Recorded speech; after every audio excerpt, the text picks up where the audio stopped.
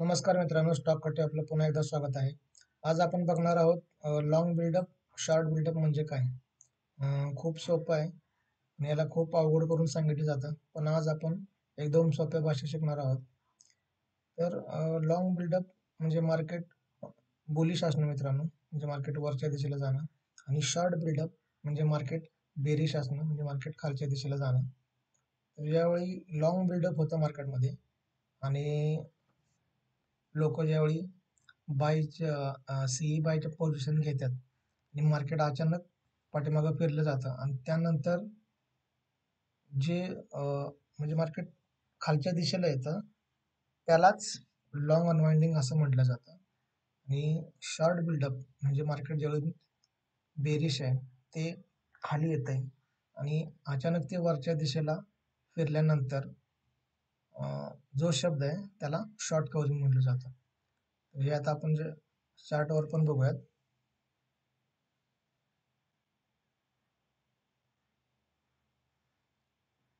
तर हे बघा मित्रांनो, इथं मी तुम्हाला दाखवलेलं आहे मार्केट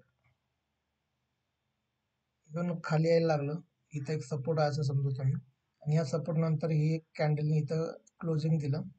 त्यानंतर लोकांना असं वाटलं की बाबा मार्केट अजून इथून जास्त खाली येऊ शकतं, म्हणून लोकांनी पी बाय केला आणि सी सेल केला. म्हणजे ज्यांना सेलिंग करायचंय त्यांनी सी सेल केला, ज्यांना बाईंग करायचे त्यांनी पी बाय केला.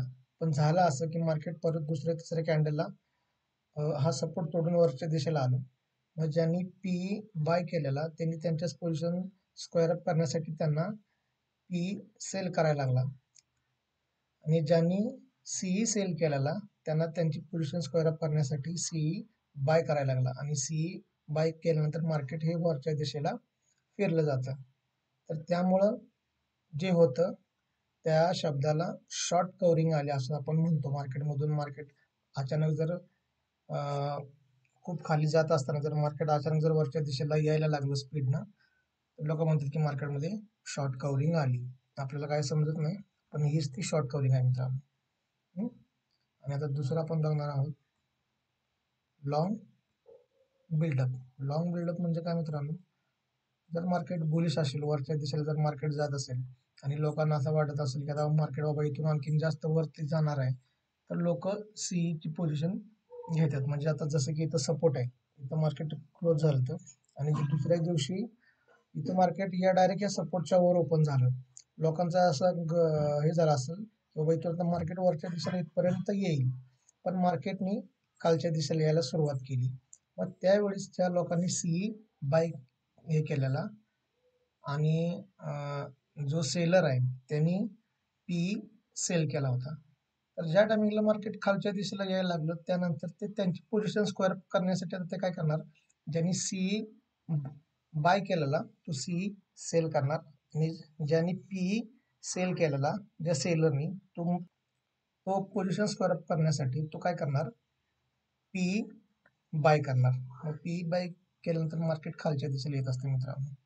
आणि ही जी प्रक्रिया आहे त्यालाच लॉंग अनवाइंडिंग झाली असं आपण म्हणतो, की मार्केटमध्ये लॉंग अनवाइंडिंग आली म्हणजे मार्केट खालच्या दिशेला यायला लागलं. बस एवढं सिंपल आहे मित्रांनो. हे पण तुम्हाला अगदी अवघड करून सांगितलं जातं. समजलं नसेल तरी व्हिडिओ एकदा दोनदा ऐका, म्हणजे तुमच्या लक्षात येईल. एकदम कमी वेळात आणि खूप सुंदर सांगितलेलं आहे मित्रांनो. चला तर भेटू पुढच्या भागात.